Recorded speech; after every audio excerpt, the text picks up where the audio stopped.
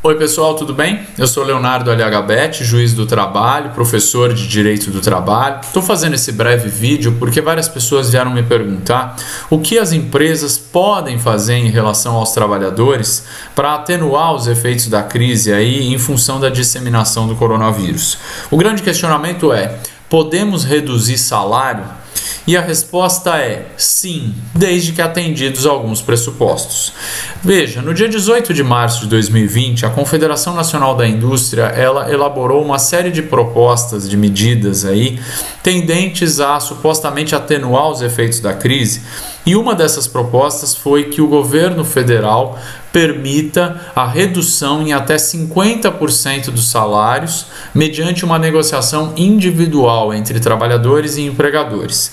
Essa é uma proposta no mínimo absurda, não pelo percentual, que na verdade vai depender muito da condição financeira das empresas e dos trabalhadores. É uma medida absurda do ponto de vista jurídico, porque ela visa alterar uma regra da CLT, que é o artigo 503, que nem mais vigorando está desde 1988.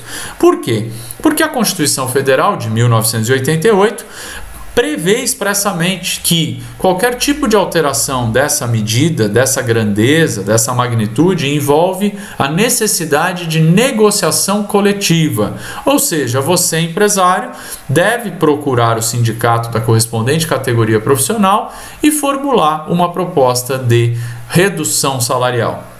O sindicato vai negociar e, se ele realmente estiver preocupado com a manutenção dos empregos, mas ao mesmo tempo tiver a exata dimensão do problema porque deve passar à empresa, ele vai sim sentar e negociar. Agora você vai me perguntar: e se o sindicato se recusar a essa negociação?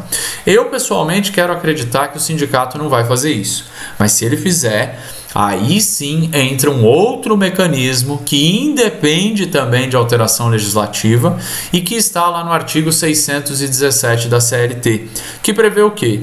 Que caso os trabalhadores procurem o sindicato e o sindicato se recuse a fazer a negociação coletiva, esses trabalhadores deverão então procurar a federação correspondente, na inércia a confederação correspondente, e ao cabo de 24 dias, porque são 8 para o sindicato atuar, mais 8 para a federação e em seguida mais 8 para a confederação, ao cabo desses 24 dias, os próprios trabalhadores coletivamente poderão sentar à mesa de negociação com a empresa e reajustar as suas condições de trabalho, seja para reduzir salários, seja para fazer algum outro tipo de medida tendente a minorar os efeitos drásticos desse momento de total retração econômica.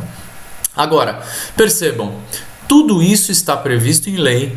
Tudo isso prevê tão somente que ou o sindicato ou os trabalhadores coletivamente considerados na empresa participem dessa negociação, que não deve ser fruto, evidentemente, de imposição.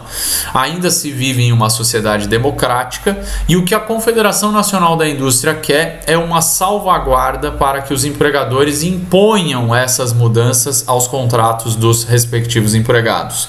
Ora, é óbvio que você, que é um empregador socialmente responsável, e eu sei que a maioria dos empregadores é socialmente responsável, você que é um empregador socialmente responsável está sim preocupado não apenas com o seu bolso, está também preocupado com a condição de vida desses trabalhadores. Então eu tenho certeza de que você irá sim democratizar essa decisão, é o que eu espero, e você então, preocupado com os rumos que a empresa e a economia como um todo devem tomar, irá sim definir novas condições de trabalho, não por meio de uma imposição, mas sim por meio de uma democratização. E sabe por que eu acredito seriamente que você, empregador socialmente responsável, vai fazer isso?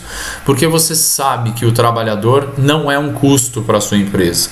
O trabalhador é sim fonte da riqueza proporcionada pela sua empresa. E, portanto, esse trabalhador que hoje está vivendo contigo esses momentos de crise é o mesmo trabalhador que nos momentos de bonança contribuiu fortemente para a obtenção dos seus lucros. Então eu tenho certeza de que você, empregador socialmente responsável, comprometido com a função social da sua propriedade e, acima de tudo, comprometido com a construção de uma sociedade justa e solidária, fará aquilo que se espera de você, ou seja, reduzirá salários apenas e tão somente em uma situação de extrema necessidade, até porque você sabe que o mesmo salário que você paga para o trabalhador é o salário que o trabalhador vai usar para consumir o seu produto, o que significa dizer que quanto menos salário houver na mão das pessoas, menor vai ser o consumo, e quanto menor o consumo, menor vai ser a sua produção, o que significa dizer que você, empregador, não deve lutar para reduzir as condições de trabalho dos seus empregados, deve lutar sim para uma construção de uma sociedade mais justa, mais solidária, e essa construção passa necessariamente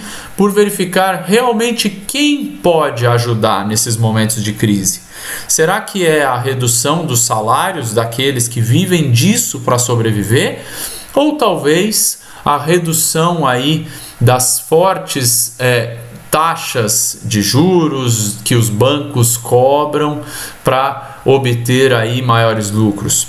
Será que não seria possível aos bancos agora reduzir as taxas? Será que não é possível aos bancos agora aplicar um período de carência para as dívidas? Será que não é aí que está a verdadeira solução do problema?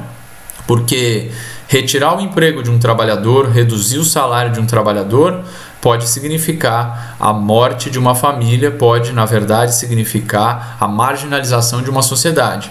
Mas talvez uma melhor distribuição dos lucros desses bancos, dessas instituições que lucram, inclusive em momentos de crise, talvez não vá matar qualquer família. Ao contrário, vai servir como a fonte de sobrevivência dessas famílias que hoje choram por melhores condições.